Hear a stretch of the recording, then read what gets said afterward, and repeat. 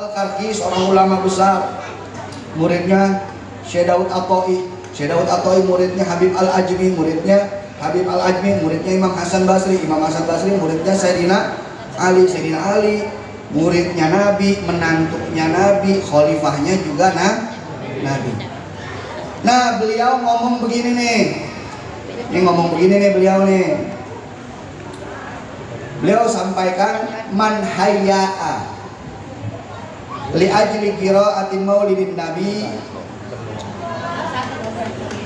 man hayya'a ta'aman wa awghada sirajan wa libasan jadidan wa ta'attara wa tajammal ta'ziman liqadrihi fahasyarahu Allah ta'ala yaumal qiyamah ma'afirqatil ula minan nabiyyin wa siddiqin wa syuhada wa salihin wa kana fi a'la illiyin.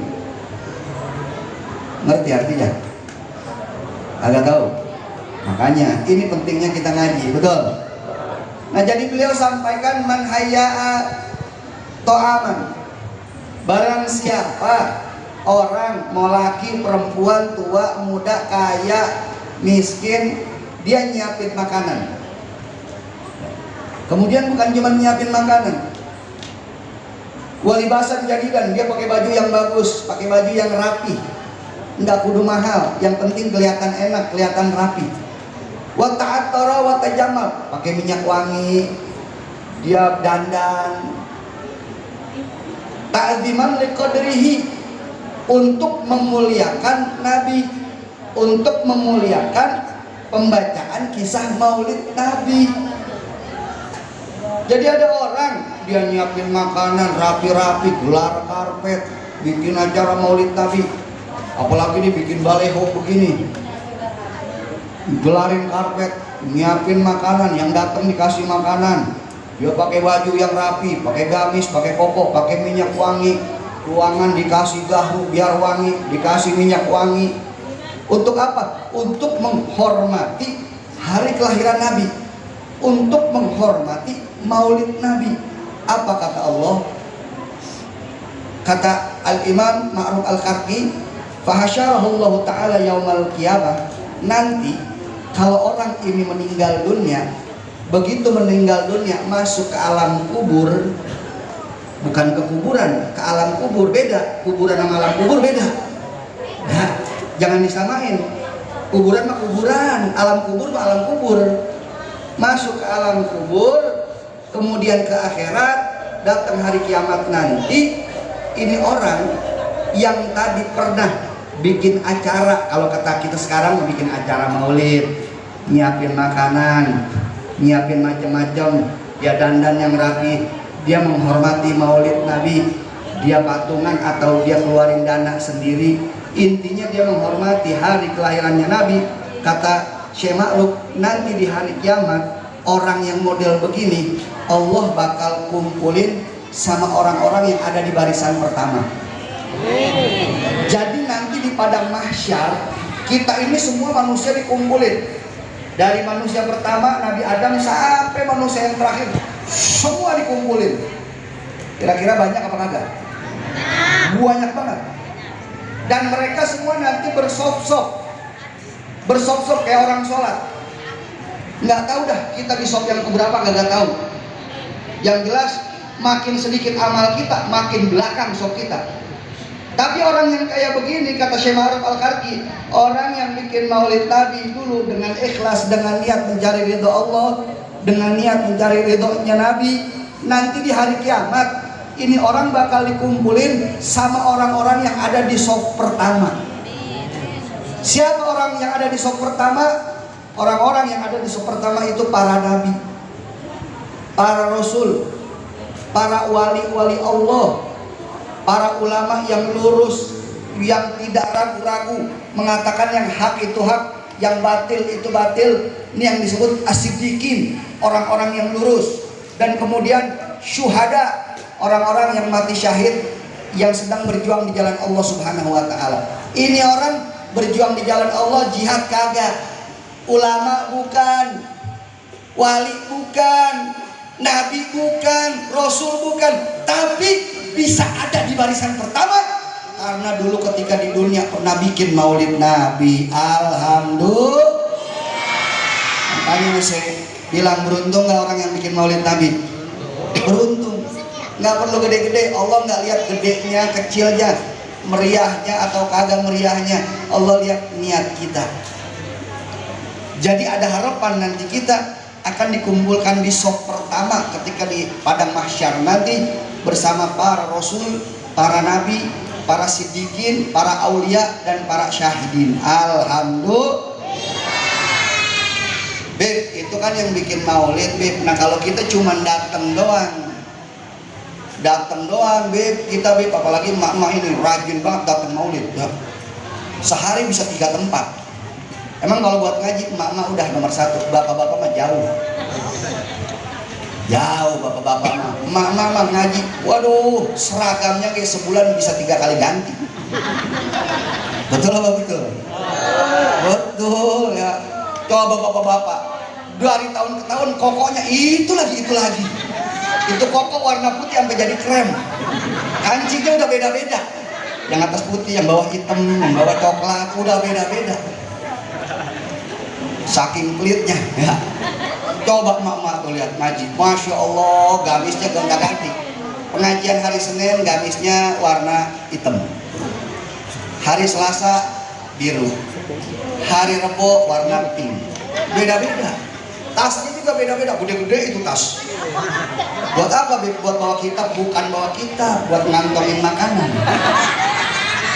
Coba mama kalau ngaji, Pak, tadi ngaji dapat apa? Ini dapat jeruk, dapat pisang. Ih, bukan itu. Tadi dapat apa? Pelajaran apa?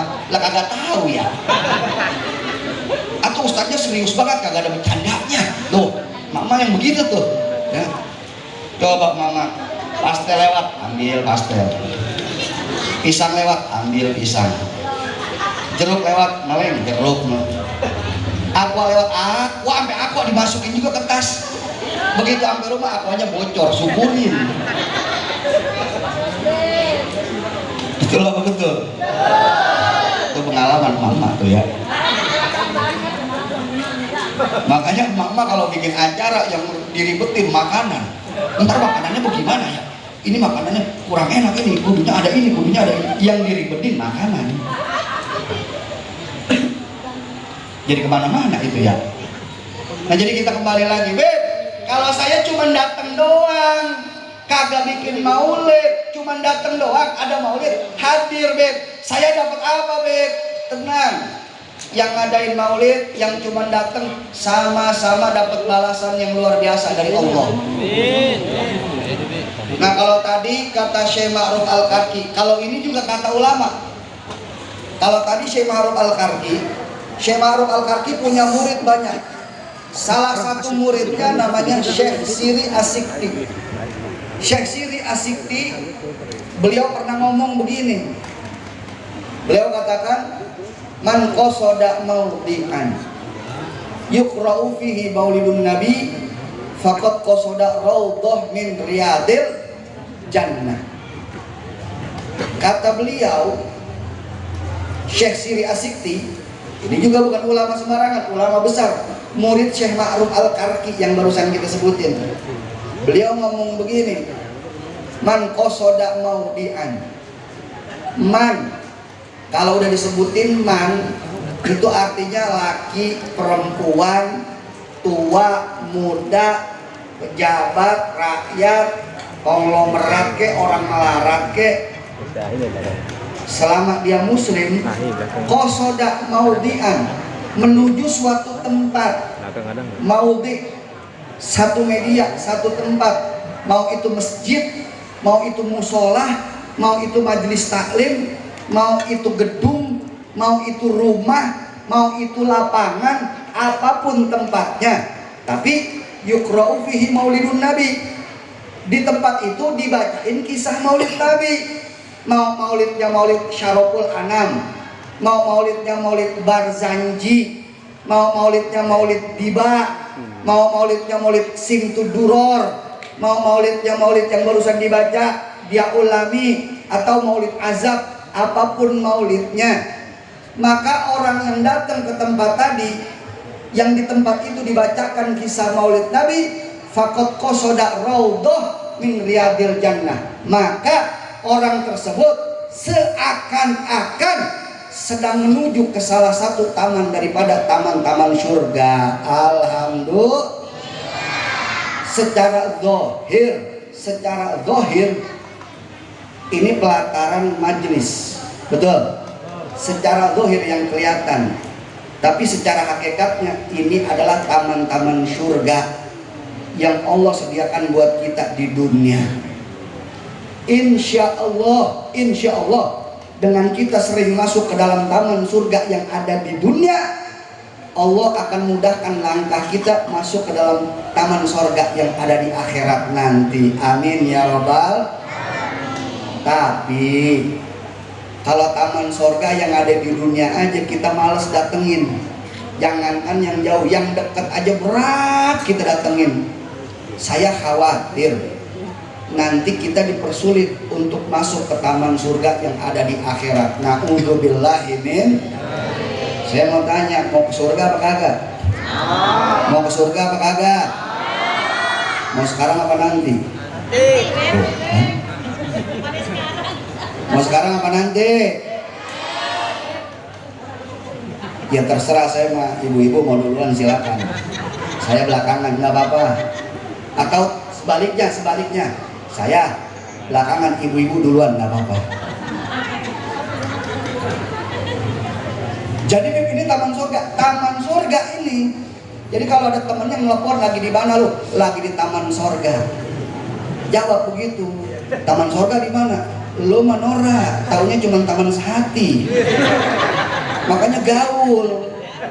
Ya udah, gua besok mau ikut ke taman surga. Nah udah, besok ikut gua. Ntar gua ajakin ke taman surga. Lihat tuh, masya Allah, banyak bidadari tuh. Ya. Loh, bidadari jenong gitu. Namanya ki bidadari dunia tuh. Ya. Jangan pakai tawar. Berarti taman surga banyak malaikat. Cuman aja kita kagak ngeliat. Ini kalau kelihatan sama kita, kesian Saiful bingung ngasih makannya bagaimana. Betul apa betul? Makanya ini banyak malaikat. Tuh di ujung loh ada malaikat Israel nungguin. Ngapain? Nungguin yang pulang pertama siapa? Makanya jangan pulang kalau belum kelar ya.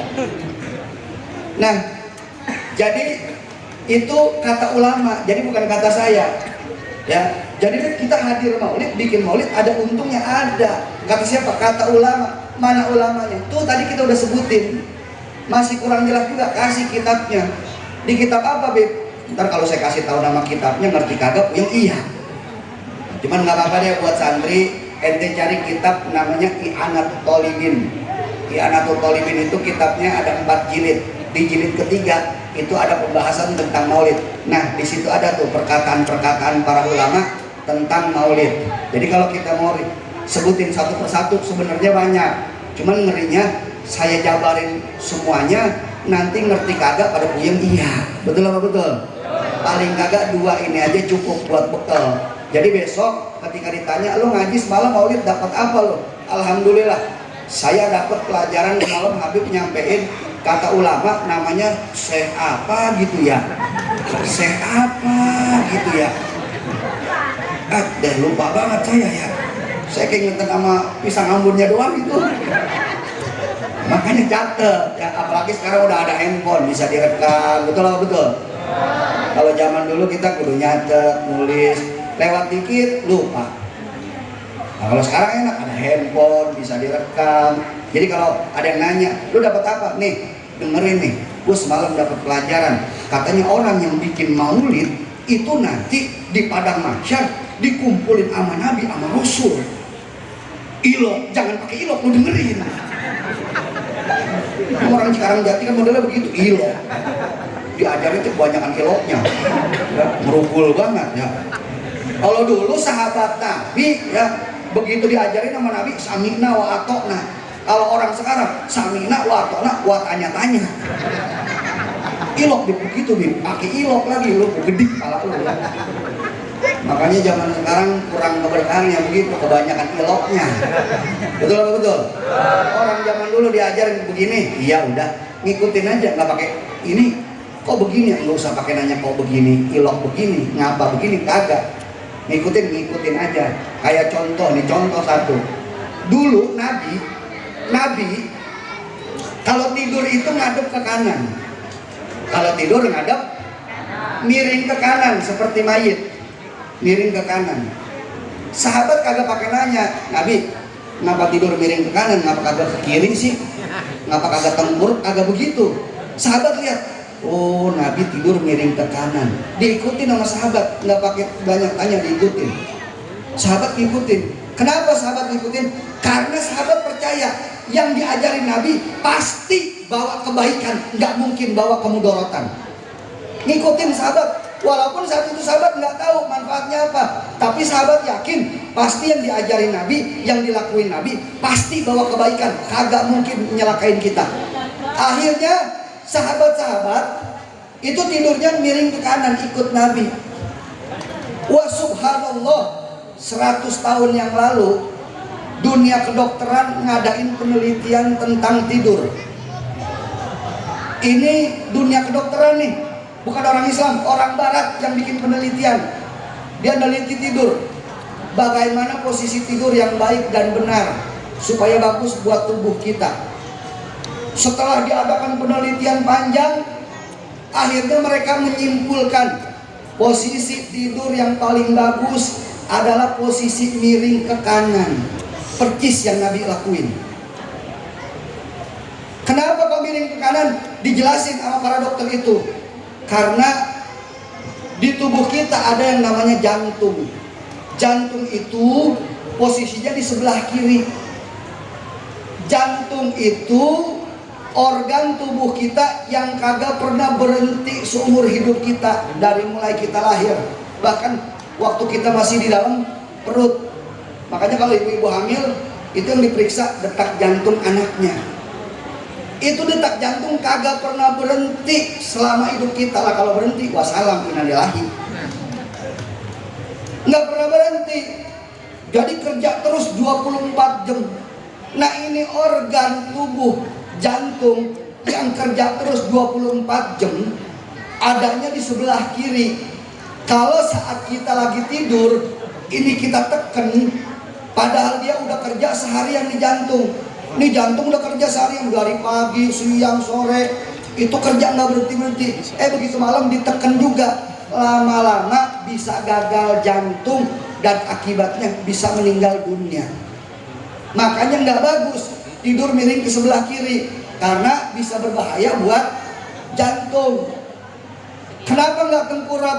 Tengkurap juga bisa bikin dada nyesek, akhirnya gagal napas, bisa juga menyebabkan kematian. Terus yang paling bagus bagaimana? Yang paling bagus itu adalah miring ke kanan. Badan kita bisa istirahat, tapi jantung kita juga bebannya berkurang karena nggak kita tekan. Jadi kesimpulannya kata dokter-dokter itu, tidur yang paling bagus adalah miring ke kanan, percis yang dilakuin Nabi. Padahal dulu Nabi belum ada penelitian kedokteran. Sahabat-sahabat nggak pernah nanya, Nabi itu kenapa tidurnya sebelah kanan? Nah, sahabat nggak pernah tanya, tapi sahabat yakin pasti yang dilakuin Nabi udah pasti membawa kebaikan. Akhirnya sahabat ngikutin, para sahabat tidurnya miring ke kanan. Wah subhanallah, sahabat-sahabat sehat-sehat. Walaupun sahabat-sahabat nggak ada yang kena penyakit, walaupun sahabat-sahabat ini nggak pernah olahraga, nggak pernah lari pagi, nggak pernah senang gitu bareng emak-emak di lapangan, tapi nggak ada sahabat yang meninggal dunia gara-gara penyakit jantung, nggak ada. Boleh dicek. Padahal sahabat-sahabat ini perang, betul apa betul? Jihad, melawan musuh, oh luar biasa. Tapi sehat-sehat jantungnya, kenapa? Karena ngikutin Nabi. Tuh, pokoknya apa-apa yang dibuat Nabi itu pasti baik dan mengandung kebaikan, mustahil mengandung keburukan. Betul apa betul? Ini udah berlanjut nih. Jam berapa nih? Jam berapa sih? Jam 9, sedikit lagi. Gak usah panjang-panjang ya. Sebab ceramah panjang-panjang ini bisa menyebabkan pegel-pegel, mata kunang-kunang, bibir pecah-pecah, tenggorokan kering. Betul apa betul? sedikit, tapi paling kagak bisa jadi pelajaran insya. Nah, kita hadir maulid, yang pertama niatin satu, cari ridho Allah, betul? Ente ngapain maulid? Nyari ridho Allah yang penting mah. Doh, harus kita niatin. Jangan ditanya, ente ngapa? Ikut maulid? Ih, gua mah ikut ge. Daripada di rumah kagak ngapa-ngapain, tolol lu. Ya, sebab nanti orang itu ditanya dengan niatnya. Innamal a'malu binniat. Niatin satu, cari ridho Allah. Ente ngapain dari maulid? Nyari ridho Allah. Sebab kita nggak bakal bisa masuk surga kecuali dengan ridho Allah.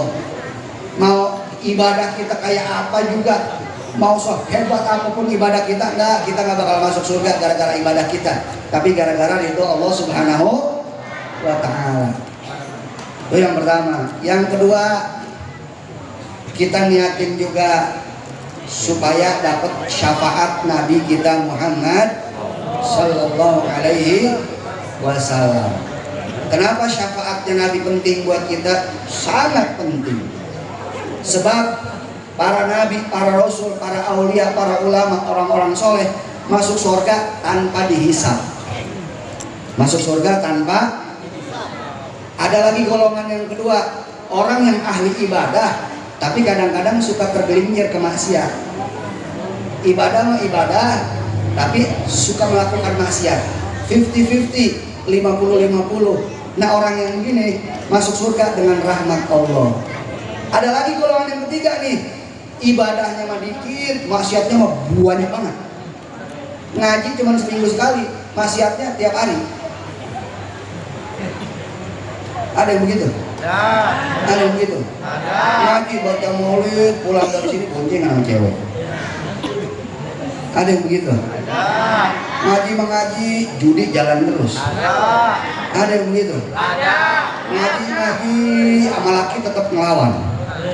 Ada yang begitu? Ini masuk golongan ketiga nih. Ya, masuk golongan ketiga ini.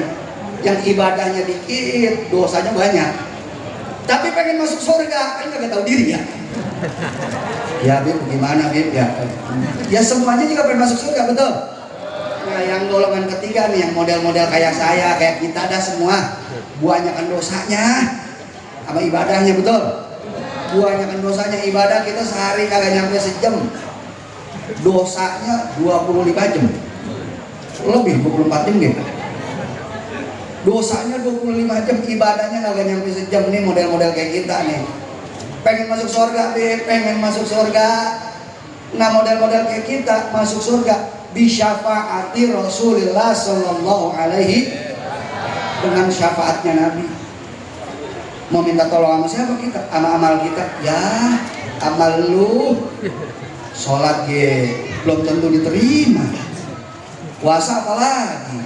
Sedekah boro-boro. Terus mau ngandelin amal kita jauh. Terus ngandelin apa? Ngandelin syafaatnya Rasul. Jadi niatin hadir maulid, selain cari ridha Allah, minta syafaatnya Rasulullah.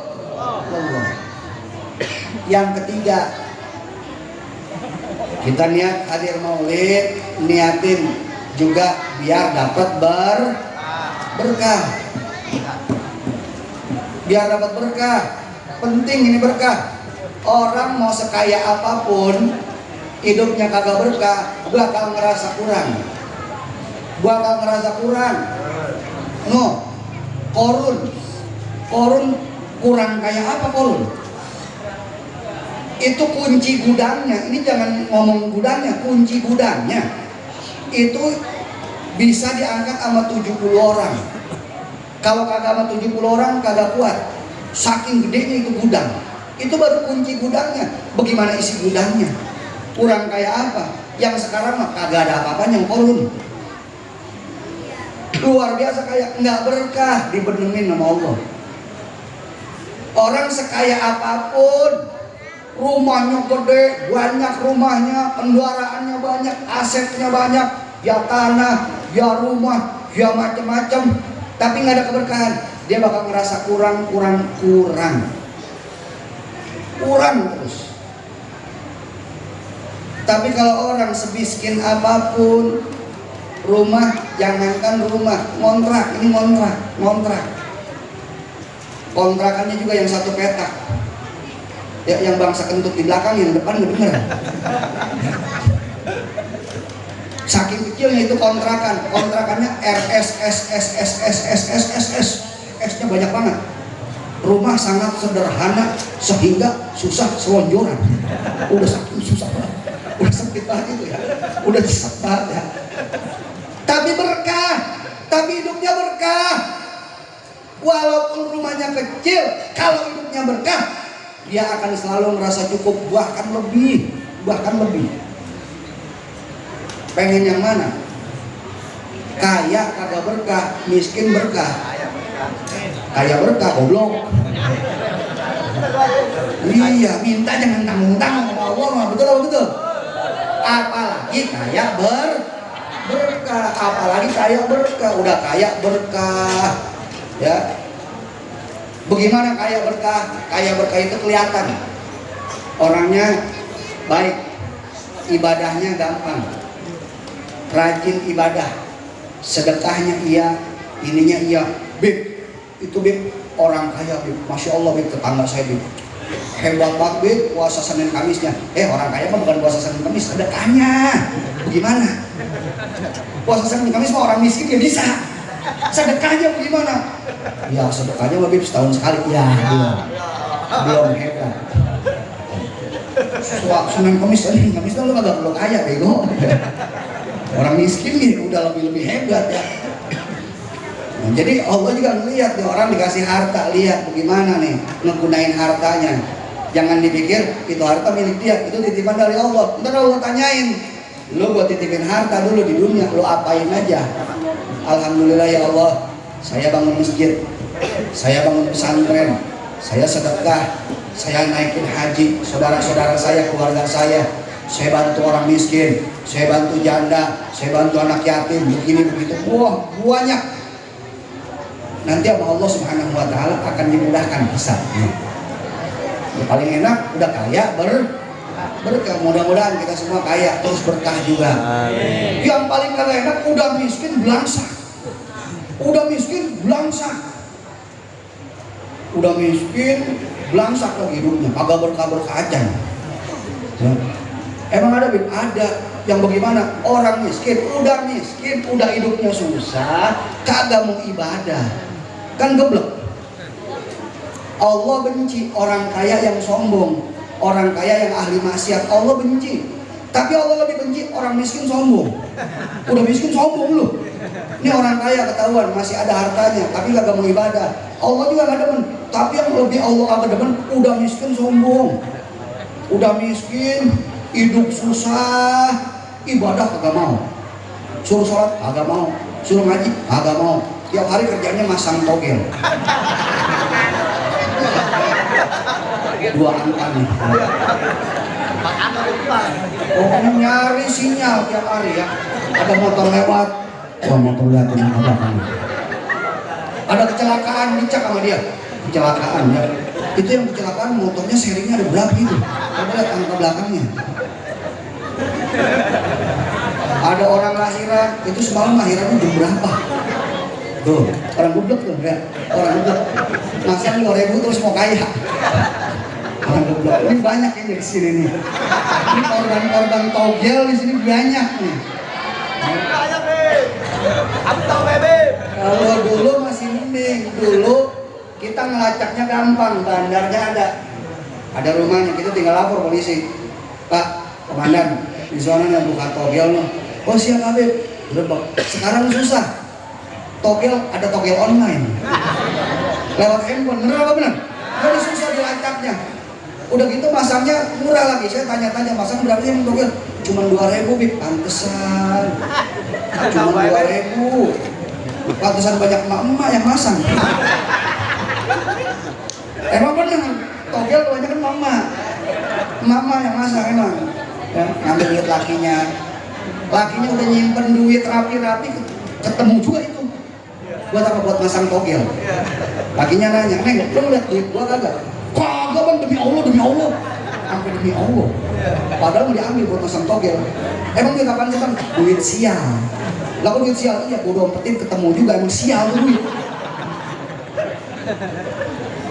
Nah, hati-hati di sini yang mau masang togel, jangan masang togel deh. Ente kalau mancing duit jangan masang togel. Itu 2.000 ente ambil, ente sholawatin. Sholawatin gimana aja yang ente bisa. Allahumma sholli ala sayyidina wa maulana Muhammad wa ala ali sayyidina Muhammad, boleh. Atau Allahumma sholli wa sallim ala sayyidina Muhammad wa ala ali wa barik wa sallim, boleh. Sholawatin 3 ke 9 ke, pokoknya yang ganjil-ganjil lah, karena Allah seneng yang ganjil-ganjil. Habis itu ente sedekahin. Atau kalau dulu ada di Jakarta namanya Habib Umar bin Hud. Habib Umar bin Hud itu beliau ngasih nasihat, kalau kita lagi sakit nih, misalkan dada kita sakit belah sini, ambil duit di kantong kita, jangan pakai dilihat yang mana yang diambil, jangan pakai dilihat, yang ambil yang merah, yang cepet, ya udah yang cepet, jangan milih-milih ya. Tapi bukan tak boleh dilihat, dilirik tapi ya, dilirik tapi. Wah ini 2.000-an. Pokoknya jangan pakai dilihat, udah ambil yang kena yang mana ambil tempelin ke yang sakit. Terus tempelin ke yang sakit, baca sholawat. Allahumma sholli ala sayyidina Muhammad wa ala ali sayyidina Muhammad. Baca yang banyak. Mau 3, mau 9, mau banyak 40 terserah. Baca. Habis itu ambil duit, sedekahin sama orang.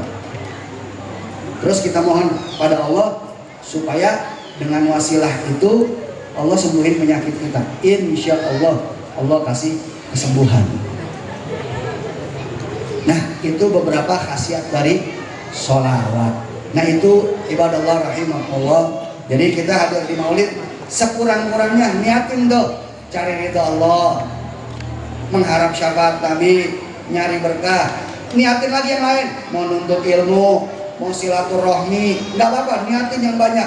Sekurang-kurangnya tuh niat ada, niat cari ridha Allah, niat cari syafaat, niat dapat berkah. Mudah-mudahan kita semua diberikan keberkahan oleh Allah Subhanahu wa taala. Dan tidaklah kita pulang dari tempat ini ke rumah kita masing-masing kecuali Allah Subhanahu wa taala ampuni kesalahan kita, kekhilafan kita, kelalaian kita, dosa-dosa kita, dan Allah Subhanahu wa taala ijabah doa-doa kita sekalian. Amin ya rabbal alamin. Bil qabul. Al-Fatihah.